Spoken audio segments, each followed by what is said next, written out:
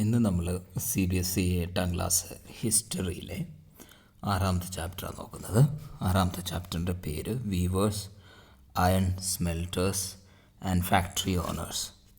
Weavers എന്ന് പറയുമ്പോൾ നെയ്ത്തുകാർ, അതുപോലെ തന്നെ അയൺ സ്മെൽറ്റേഴ്സ് എന്ന് പറഞ്ഞാൽ ഈ ഇരുമ്പ് ഉരുക്കുന്ന ആൾക്കാർ, അതുപോലെ തന്നെ ഫാക്ടറി ഓണേഴ്സ്. ഇവരെയൊക്കെ കുറിച്ചാണ് ഈ ചാപ്റ്ററിൽ നമ്മൾ നോക്കുന്നത്. നമുക്ക് നോക്കാം.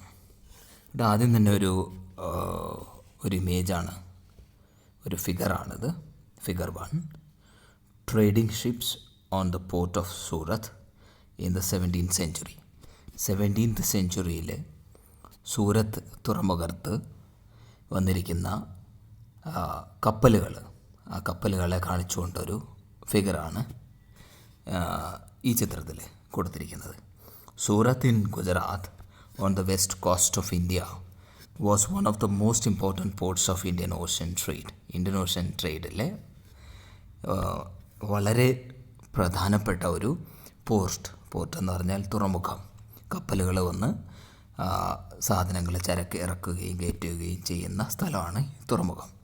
അങ്ങനെ ഒരു മെയിനായിട്ടുള്ള ഒരു തുറമുഖമായിരുന്നു ഈ സൂറത്ത്, ഗുജറാത്തിലെ. Dutch and English trading ships began using this port from the early 17th century. 17th centuryയിലെ തുടക്കം മുതൽ ഡച്ചുകാരും ഇംഗ്ലീഷുകാരുമായിട്ടുള്ള കച്ചവടക്കാർ അവരുടെ കപ്പലുകൾ വരാനും ചരക്കുകൾ കയറ്റാനും ഇറക്കാനും ഒക്കെ ഉപയോഗിച്ചിരുന്ന പോർട്ടായിരുന്നു ഈ സൂറത്ത്. its importance declined in the 18th century. 18th century ആയപ്പോഴാണ് ഈ തുറമുഖത്തിൻ്റെ ഇമ്പോർട്ടൻസ് കുറഞ്ഞു വന്നത്. അപ്പോൾ ഈ തുറമുഖം എവിടെയായിരുന്നു? ഈ സൂറത്ത് എന്ന് പറയുന്നത് നമുക്ക് നോക്കാം. ഇവിടെയാണ് ഗുജറാത്ത്, ഇത് ഗുജറാത്ത്. ഈ ഗുജറാത്തിലെ ഇവിടെ കാണുന്ന ഈ ഏരിയയാണ് സൂറത്ത്. ഈ സൂറത്തിൻ്റെ അവിടെ ഉണ്ടായിരുന്ന ഒരു തുറമുഖം, അതിൻ്റെ ഇമ്പോർട്ടൻസിനെ കുറിച്ചാണ് നമ്മൾ ആ ഫിഗറിൽ കണ്ടത്. This chapter tells the story of the crafts and industries of India during the British rule by focusing on two industries. അപ്പോൾ ഈ ചാപ്റ്റർ പറയുന്നത് ക്രാഫ്റ്റുകളെക്കുറിച്ചും ഇൻഡസ്ട്രികളെക്കുറിച്ചും, ഇന്ത്യയിലുണ്ടായിരുന്ന ക്രാഫ്റ്റിനെ കുറിച്ചും ഇൻഡസ്ട്രികളെക്കുറിച്ചും അതിനെക്കുറിച്ചുള്ള കഥയാണ് പറയുന്നത്. എപ്പോഴത്തെ? ഡ്യൂറിങ് ദ ബ്രിട്ടീഷ് റൂളിൻ്റെ സമയത്ത് ഇന്ത്യയിലുണ്ടായിരുന്ന ക്രാഫ്റ്റും ഇൻഡസ്ട്രികളെയും കുറിച്ച്. അതിലും മെയിനായിട്ട് 2 ഇൻഡസ്ട്രിയെയാണ് ഫോക്കസ് ചെയ്യുന്നത്, namely textiles and iron and steel. Textiles ഇൻഡസ്ട്രിയും, ടെക്സ്റ്റൈൽസ് എന്ന് പറഞ്ഞാൽ തുണികളുടെ വ്യാപാരം, അതുപോലെ തന്നെ അയൺ ആൻഡ് സ്റ്റീൽ, അയണിൻ്റെയും സ്റ്റീലിൻ്റെയും ഇൻഡസ്ട്രികളെ കുറിച്ചാണ് മെയിനായിട്ട് ഈ ചാപ്റ്ററിൽ നമ്മൾ ഡിസ്കസ് ചെയ്യാൻ പോകുന്നത്. Both these industries were crucial for the industrial revolution in the modern world. ഈ മോഡേൺ വേൾഡിലെ ഇൻഡസ്ട്രിയൽ റവല്യൂഷന് വളരെ ഇമ്പോർട്ടൻ്റ് ആയിട്ടുള്ള ഇൻഡസ്ട്രീസ് ആയിരുന്നു ഈ ടെക്സ്റ്റൈൽ ഇൻഡസ്ട്രിയും അയൺ ആൻഡ് സ്റ്റീൽ ഇൻഡസ്ട്രിയും. Mechanised production of cotton textiles made Britain the foremost industrial nation in the 19th century. 19th centuryയിൽ ബ്രിട്ടനെ ഏറ്റവും മുമ്പിലോട്ട്, ഇൻഡസ്ട്രിയൽ നേഷൻസിൻ്റെ ഏറ്റവും മുമ്പിലോട്ട് എത്തിച്ചത് ഈ mechanised production of cotton textiles, machines ഉപയോഗിച്ചുകൊണ്ട് കോട്ടൺ തുണിത്തരങ്ങൾ ഉൽപ്പാദിപ്പിക്കാൻ അവർ തുടങ്ങിയിരുന്നു. അതുകൊണ്ടാണ് അവർ ഏറ്റവും മുമ്പിലെത്തിയത് ഈ തുണി കച്ചവടത്തിൽ. And when its iron and steel industry started growing from the 1850s, 1850-കൾ മുതൽ ഈ ബ്രിട്ടൻ്റെ അയൺ ആൻഡ് സ്റ്റീൽ ഇൻഡസ്ട്രിയും വളരാൻ തുടങ്ങി. അത് വളരാൻ തുടങ്ങിയപ്പോൾ British came to be known as the workshop of the world. ലോകത്തിൻ്റെ വർക്ക്ഷോപ്പ് എന്ന് അറിയപ്പെടാൻ തുടങ്ങി. എന്താണെന്ന് വെച്ചാൽ ഒരുപാട് ഇൻഡസ്ട്രീസ്, ഒരുപാട് ഫാക്ടറികൾ, ഇൻഡസ്ട്രികൾ, വർക്ക്ഷോപ്പുകൾ തുടങ്ങി. അതുകൊണ്ടാണ് വർക്ക്ഷോപ്പ് ഓഫ് ദ വേൾഡ് എന്ന് ബ്രിട്ടൻ അറിയപ്പെട്ടത്. The industrialisation of Britain had a close connection with the conquest and colonisation of India. ഇന്ത്യയെ പിടിച്ചടക്കുന്നതും ഈ ബ്രിട്ടൻ, അതുപോലെ തന്നെ ഇന്ത്യയെ ബ്രിട്ടൻ്റെ കോളനിയാക്കുന്നതും, അതിനെല്ലാം ഈ ബ്രിട്ടീഷിൻ്റെ ഇൻഡസ്ട്രിയലൈസേഷൻ, ബ്രിട്ടനിൽ വന്ന ഇൻഡസ്ട്രിയലൈസേഷൻ അതിന് വളരെ അടുത്ത കണക്ഷനുണ്ട്, വളരെയധികം ബന്ധപ്പെട്ടിരിക്കുന്നു. ബ്രിട്ടീഷേഴ്സിൻ്റെ ഇൻഡസ്ട്രിയലൈസേഷനും അതുപോലെ തന്നെ ഇന്ത്യയെ പിടിച്ചടക്കുന്നതും ഇന്ത്യയെ അവരുടെ കോളനിയാക്കുന്നതും എല്ലാം. You have seen in chapter 2 how the English East India Company's interest in trade led to occupation of territory. അപ്പോൾ ഇംഗ്ലീഷ് ഈസ്റ്റ് ഇന്ത്യ കമ്പനിയെക്കുറിച്ച് നമ്മൾ സെക്കൻഡ് ചാപ്റ്ററിൽ നമ്മൾ നോക്കി കണ്ടു.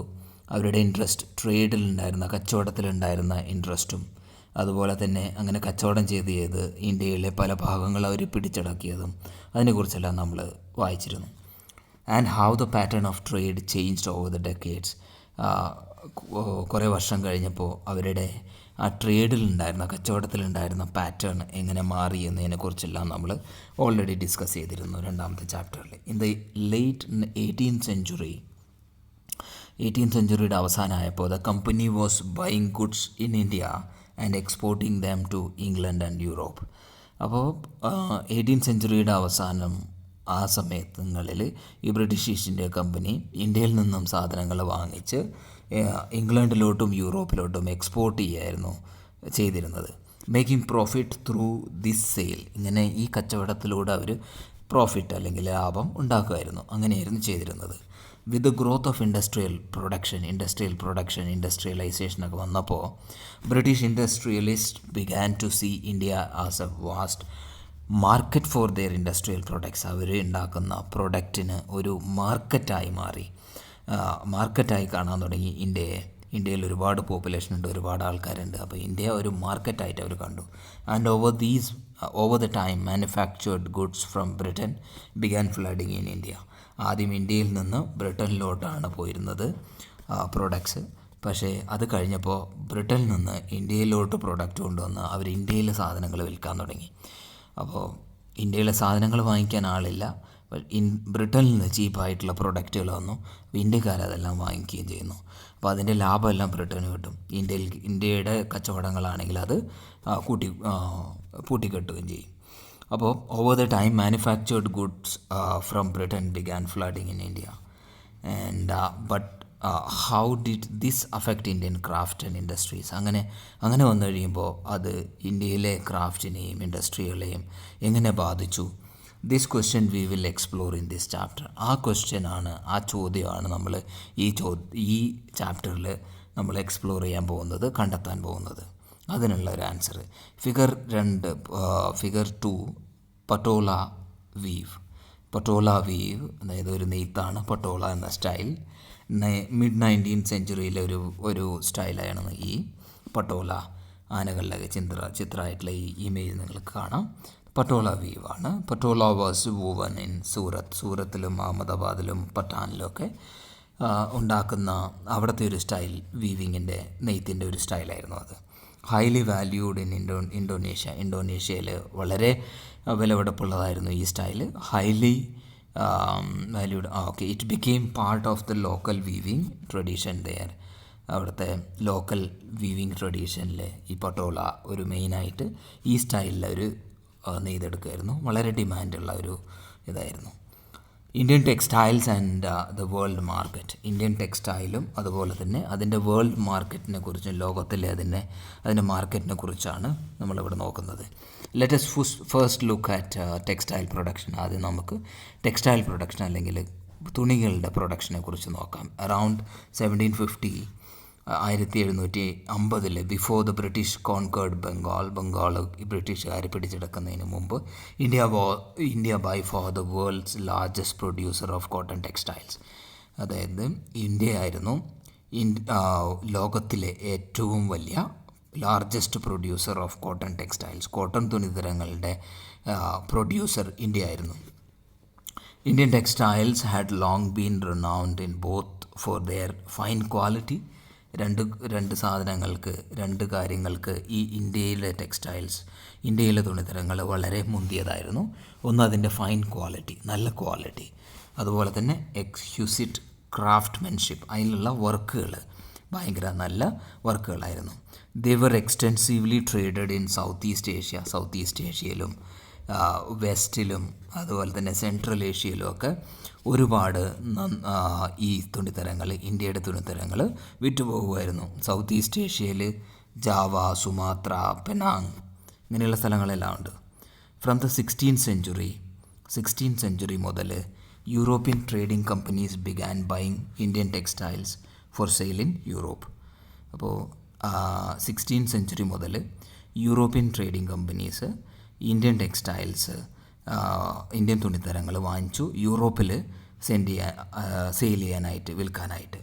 Memories of this flourishing trade and craftsmanship of Indian weavers is preserved in many words still current in English and other languages. ഇംഗ്ലീഷിലും അതുപോലെ തന്നെ മറ്റുള്ള ലാംഗ്വേജിലും എല്ലാം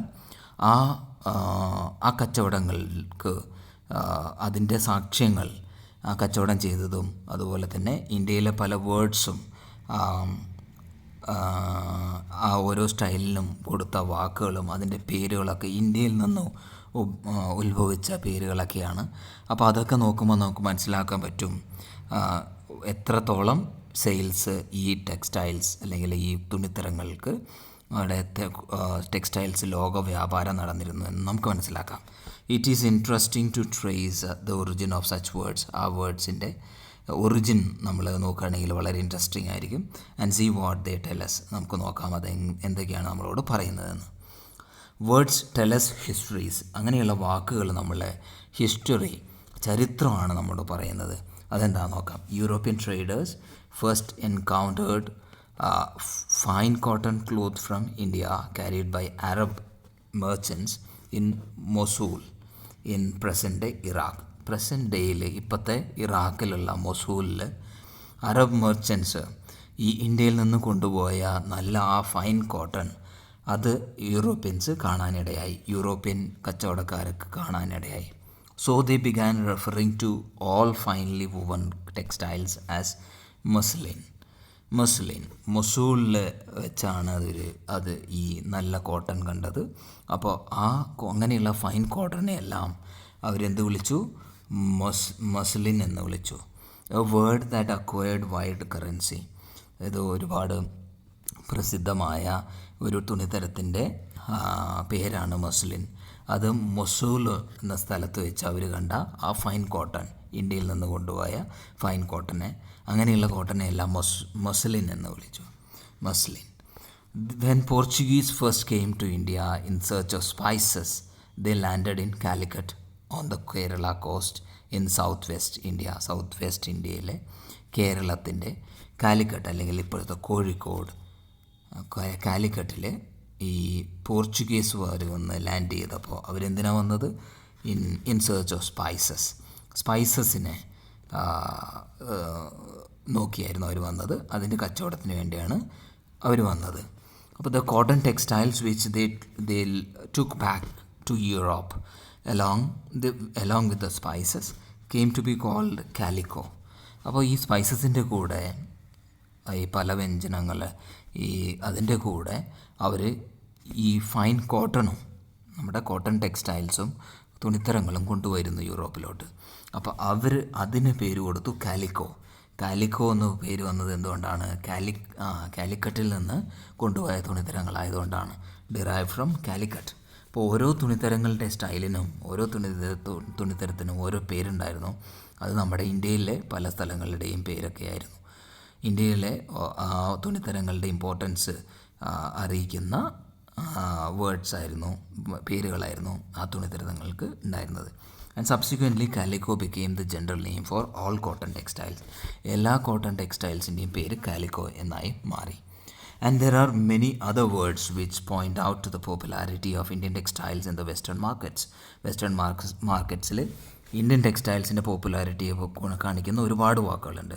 ഇൻ ഫിഗർ 3, ഫിഗർ 3 ഇവിടെ നമ്മൾക്ക് കാണാം. ഇതാണ് ഫിഗർ 3. അതിൽ നമുക്ക് നോക്കാം. You can see a page of an order book. ഒരു ഓർഡർ ബുക്കിൻ്റെ ഒരു പേജാണ് കൊടുത്തിരിക്കുന്നത്. That the English East India company sent to its representatives in Calcutta in 1730. 1730 കൽക്കട്ടയിലെ ഇംഗ്ലീഷ് ഈസ്റ്റ് ഇന്ത്യ കമ്പനിയുടെ റെപ്രസെൻറ്റേറ്റീവ്സിന് അവരൊരു ഓർഡർ ബുക്കിൻ്റെ ഒരു പേജ്, ഒരു ഓർഡർ ബുക്ക് കൊടുത്തിരുന്നു. അതിൻ്റെ ഒരു പേജാണ് നമ്മൾ അവിടെ നോക്കുന്നത്. അപ്പോൾ അതിൽ ഒരുപാട് പേരുകൾ കാണാം. ആ പേരുകളെല്ലാം നമ്മുടെ ഇന്ത്യയിലെ ഓരോ സ്ഥലത്തിൻ്റെ പേരുകളൊക്കെയാണ്, അതിൽ നിന്ന് ഉത്ഭവിച്ച പേരുകളാണ്. In that year was for 5,89,000 pieces of cloth. 5 lakh 89,000 5,89,000 pieces of cloth ആണ് അവർ ഓർഡർ ചെയ്തത്. Browsing through the order book, ആ ഓർഡർ ബുക്ക് നോക്കിക്കഴിഞ്ഞാൽ you would have seen a list of 98 varieties of cotton and silk clothes. 98 variety ക്ലോത്തും cotton ക്ലോത്തും silk ക്ലോത്തിൻ്റെയും order നമുക്കതിൽ കാണാം. These were known by their common name in the European trade as piece goods, usually woven cloth pieces that were 20 yards long and 1 yard wide. ഒരു yard വീതിയുള്ളതും 20 yards നീളമുള്ള ക്ലോത്തുകളെയാണ് ഇവിടെ order ചെയ്തിരിക്കുന്നത്. അപ്പോൾ ഇതാണ് figure 3. This is A page from the order book of the east India company in 1730. East India കമ്പനിയുടെ ഒരു order ബുക്കാണ്. ഓരോ സ്റ്റൈലിൻ്റെയും പേരൊക്കെയാണ്, എത്ര വേണം എന്നുള്ളതൊക്കെയാണ് ഇവിടെ ഓർഡറിൽ കൊടുത്തിരിക്കുന്നത്. Now look at the names of the different varieties. അതിലെ കൊടുത്തിരിക്കുന്ന പല വെറൈറ്റീസിലെയും അതിൻ്റെ പേര് നോക്കാനാണ് പറയുന്നത്. Amongst the pieces ordered in bulk were printed cotton clothes called chintz. Chintz എന്ന കോട്ടൺ ക്ലോത്ത് ആ ഒരു വെറൈറ്റി ഉള്ളതും, കൊസേസ് അല്ലെങ്കിൽ ഖാസ എന്ന് പറയുന്ന വെറൈറ്റി, അല്ലെങ്കിൽ ബന്ദന്ന എന്ന വെറൈറ്റി, അങ്ങനെയുള്ള പല പ്രിൻറ്റഡ് കോട്ടൺ ക്ലോത്ത്സിൻ്റെയും ഓർഡർ നമുക്ക് അതിൽ കാണാൻ പറ്റും ആ ഓർഡർ ബുക്കിൽ. Do you know where the English term chintz come from? ഈ ഇംഗ്ലീഷ് വേർഡ് ചിൻസ് എന്ന ഇംഗ്ലീഷ് വേർഡ് എവിടെ നിന്നായിരിക്കും വന്നിരിക്കുക? It is derive from Hindi word chhint എന്ന ഹിന്ദി വേർഡിൽ നിന്നാണ് ഈ വേർഡ് ഉണ്ടായിരിക്കുന്നത്. A cloth with small colourful flowery designs, അതായത് ചെറിയ പൂക്കളുള്ള അങ്ങനെ കളർഫുള്ളായിട്ടുള്ള ആ ഡിസൈനാണ് പറയുന്നത് ചിൻറ്റ് എന്ന്. ആ ചിൻറ്റ് എന്ന ഹിന്ദി വേർഡിൽ നിന്നാണ് ചിൻസ് എന്ന ഇംഗ്ലീഷ് ഈ വേർഡ് ഉണ്ടായിരിക്കുന്നത്. From 1680s there started a craze for printed Indian cotton textiles in England and Europe, mainly for their exquisite floral designs. അതിൻ്റെ ഫ്ലോറൽ അല്ലെങ്കിൽ ഫ്ലവറുള്ള ഡിസൈനും ഫൈൻ ടെക്സ്ചറും അതുപോലെ തന്നെ ചീപ്നെസ്സും വളരെ വിലക്കുറവുള്ളതായതുകൊണ്ട് ഇംഗ്ലണ്ടിലും യൂറോപ്പിലും എല്ലാം ഈ പ്രിൻറ്റഡ് ക്ലോത്ത്സിന്, ഇന്ത്യൻ പ്രിൻറ്റഡ് കോട്ടൺ ക്ലോത്ത്സിന് വളരെയധികം ഡിമാൻഡായിരുന്നു. Rich people of England including the queen herself wore clothes of Indian fabric. Indian ഫാബ്രിക്കിൽ ഇന്ത്യൻ തുണികൾ ഉണ്ടാക്കിയിരുന്ന ഡ്രസ്സുകളൊക്കെ ആയിരുന്നു. ഈവൺ ഇംഗ്ലണ്ടിലെ ക്യൂൻ വരെ, അതുപോലെ തന്നെ റിച്ച് പീപ്പിളും വളരെ പണക്കാരൊക്കെ ഇന്ത്യയിലെ ഡ്രസ്സായിരുന്നു, ഇന്ത്യയിലെ ക്ലോത്ത് കൊണ്ടുണ്ടാക്കിയ ഡ്രസ്സായിരുന്നു അവർ ധരിച്ചിരുന്നത്. സിമിലർലി അതുപോലെ തന്നെ bandana now refers to any brightly coloured printed scarf for the neck or head. അതായത് കഴുത്തിൽ ചുറ്റുന്നതോ തലയിൽ ചുറ്റുന്നതോ ആയ സ്കാർഫ്, പ്രിൻറ്റഡ് ആയിട്ടുള്ള വളരെ ബ്രൈറ്റ് കളറുള്ള ആ ഒരു തുണിത്തരത്തിനാണ് പറയുന്നത് bandana. The term derive from the word, അത് ആ വേർഡ് ഏതിൽ നിന്നാണ് ഉണ്ടായിരിക്കുന്നത്? Bandana, Hindi for tying, bandhna എന്ന് പറഞ്ഞാൽ ടൈ ചെയ്യുക അല്ലെങ്കിൽ കെട്ടുക എന്നാണ് അർത്ഥം. അതിൽ നിന്നാണ് ആ ബന്ദന എന്ന ആ ഒരു വേർഡ് ഉണ്ടായിരിക്കുന്നത്. Refer to a variety of bright coloured cloth produce through a method of tying and dye ചെയ്തും ഉണ്ടാക്കുന്ന ബ്രൈറ്റ് കളറായിട്ടുള്ള തലയിലോ കഴുത്തിലോ ചുറ്റുന്ന സ്കാർഫ് പോലെയുള്ള ആ ഡ്രസ്സിനെയാണ്, ആ തുണിത്തരത്തിനാണ് ബന്ദന എന്ന് പറയുന്നത്. There were other clothes in the order book. അതുപോലെ തന്നെ ഓർഡർ ബുക്കിൽ വേറെയും ക്ലോത്തുകൾ ഉണ്ടായിരുന്നു. Noted in their place of origin. ഓരോ പ്ലേസ് ഓഫ് ഒറിജിനിൽ എവിടെ നിന്നാണോ അത് ഉത്ഭവിച്ചത്, എവിടെയാണോ ഉണ്ടാക്കിയത്, അതിൻ്റെ പേരുകളായിരുന്നു അതിന് കിട്ടിയിരിക്കുന്നത്. കാശിം ബസാർ, പാട്ന, കൽക്കട്ട, ഒറീസ, ചാർപൂർ, അങ്ങനെയുള്ള പല പേരുകളും ആ ടെക്സ്റ്റൈൽസ്, തുണിത്തരങ്ങൾക്ക് ഉണ്ടായിരുന്നു. The wide spread use of such words shows the popular Indian textiles, how popular Indian textiles had become in different parts of the world. ലോകത്തിലെ പല ഭാഗങ്ങളിലും ഇന്ത്യൻ തുണിത്തരങ്ങൾ എത്ര പ്രസിദ്ധമായിരുന്നു എന്നാണ് ഇത് കാണിക്കുന്നത്. ഇതാണ് ഇതിനു മുമ്പ് നമുക്ക് ഈ ഫിഗർ നോക്കാം. Figure 5 printed design of fine cloth ചിൻസിൻ്റെ ഡിസൈനാണിത്. ചെറിയ ചെറിയ പൂക്കളോട് കൂടിയുള്ള കളർഫുള്ളായിട്ടുള്ള ആ ഡിസൈൻ.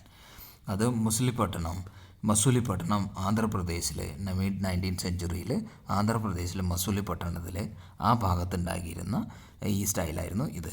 അപ്പോൾ ഇതുപോലെ തന്നെ ഇവിടെ ഒരു ഫിഗർ 4 ഉണ്ട്. ഇതാണ് ജംദാനി വേവ്.